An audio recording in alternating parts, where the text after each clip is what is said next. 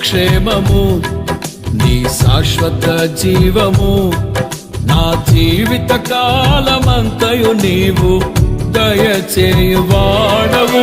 కృపాక్షేమము నీ శాశ్వత జీవము నా జీవిత కాలమంతయు నీవు దయచేయువాడవు. మహోన్నతమైన నీ ఉపకారమును తలంచుచు అనుక్షణము పరవశించనా నీ కృపలోనే పరవశించనా. మహోన్నతమైన నీ ఉపకారమును తలంచుచు అనుక్షణము పరవశించనా.